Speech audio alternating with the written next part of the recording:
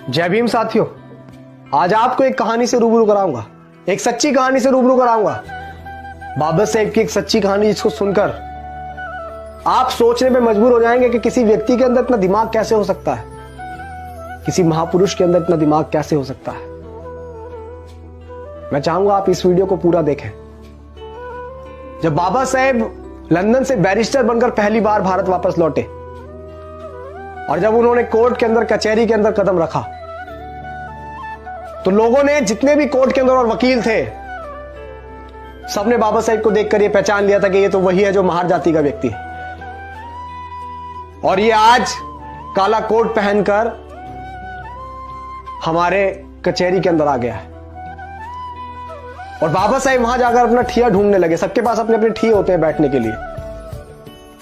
बाबा साहेब को कोई ठिया नहीं मिला और बाबा साहेब जब ढूंढ रहे थे तो जो दूसरे वकील थे उन्होंने बाबा साहेब की ओर टोंट कसते हुए, बाबा साहेब की ओर चिड़चिड़ाई मारते हुए बाबा साहेब से बोला, अरे ओ बैरिस्टर, तुम तो बहुत पढ़े लिखे विद्वान हो, तुम्हें क्या जरूरत है कचहरी के अंदर बैठने की, तुम तो बाहर भी कहीं ठिया लगा लोगे, तुम्हारी दुकान चल जाएगी। लेकिन बाबा साहेब ने उनकी उस टोंट मारने को गलत नहीं समझा। बाबा साहेब ने उस बात का बुरा नहीं माना और बाबा साहेब मुस्कुराते हुए ये बोले कि तुमने ठीक कहा। और बाबा साहेब कचहरी के बाहर एक जगह जाकर अपना ठिया बाबा साहब ने जमाया, साफ सफाई करके बाबा साहब वहां बैठ गए। मैं बहुत शॉर्ट में आपको बात बता रहा हूं, कहानी बहुत लंबी है, इतिहास के पन्नों में आप पढ़िएगा।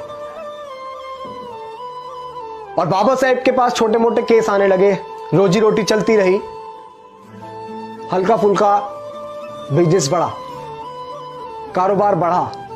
और उसी दौरान एक सेठ और एक सेठानी का एक बेटा, जो एक लौता बेटा था, उसको फांसी की सजा बोली गई थी।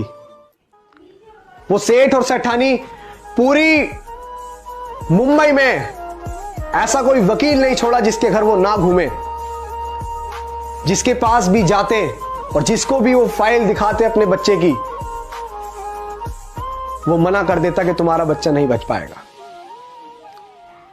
उसने बहुत पैसा खर्च कर दिया उस सेठ ने, और वो सेठ ढूंढता ढूंढता ढूंढता पूरी मुंबई को खंगालता हुआ उसी कचहरी के अंदर पहुंचा जिस कचहरी के बाहर बाबा साहेब बैठे हुए थे, हमारे मसीहा डॉक्टर भीमराव अंबेडकर बैठे हुए थे। और जब उस कचहरी के अंदर उस सेठ ने अपने बच्चे की फाइल को दिखाया, एक लौते बेटे की फाइल को दिखाया, तो किसी भी वकील ने उसकी फाइल लेने से इनकार कर दिया कि इसमें कुछ नहीं हो सकता, तुम्हारे बच्चे को कोई नहीं बचा सकता है।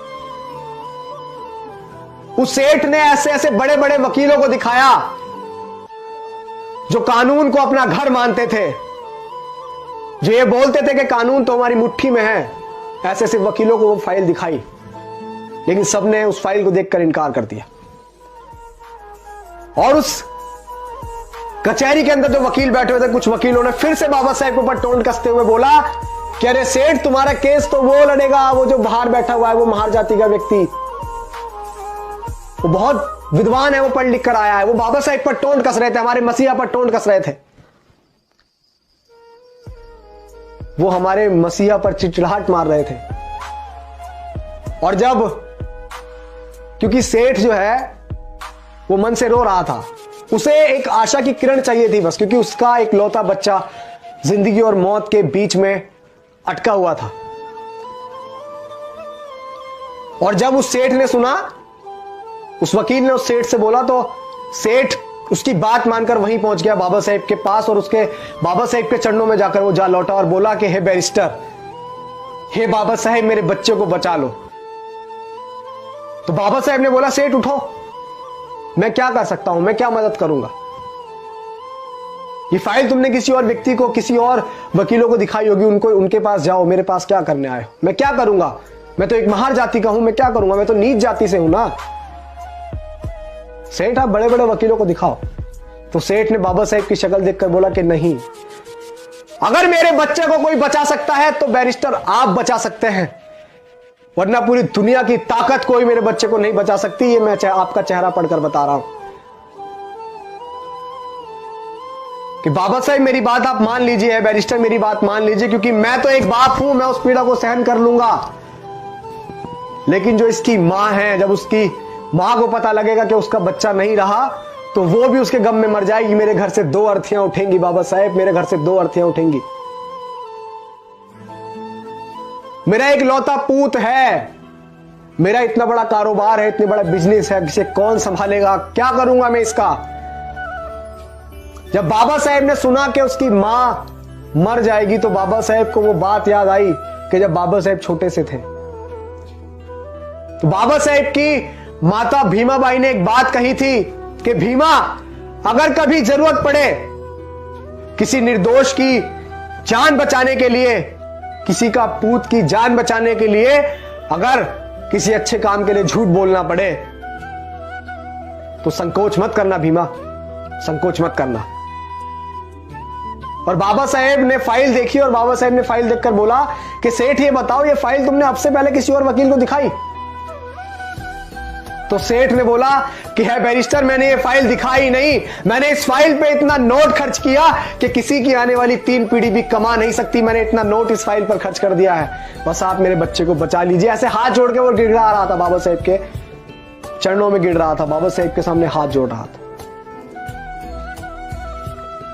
और जब बाबा साहेब ने उसकी पीड़ा सुनी, उसकी फाइल देखी, तो बाबा साहेब ने बोला कि जाओ सेठ, मैं तुम्हारे बच्चे का केस लड़ूंगा, जाओ। और जब बाबा साहेब माने केस लड़ने को, तो वो सेठ बहुत खुश हुआ और उसने बोला कि मुझे यकीन है बाबा साहेब कि मेरा बच्चा अब बच जाएगा। जिंदगी और मौत में मात्र 10 दिन का फासला था, फांसी को 10 दिन बचे थे।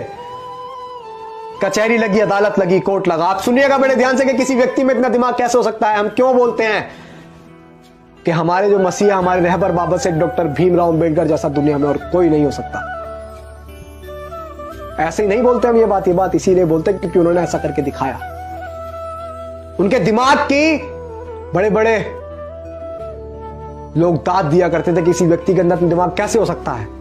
कोर्ट लगा, कचहरी लगी, कोर्ट के अंदर तो दोनों पक्षों के वकील आए।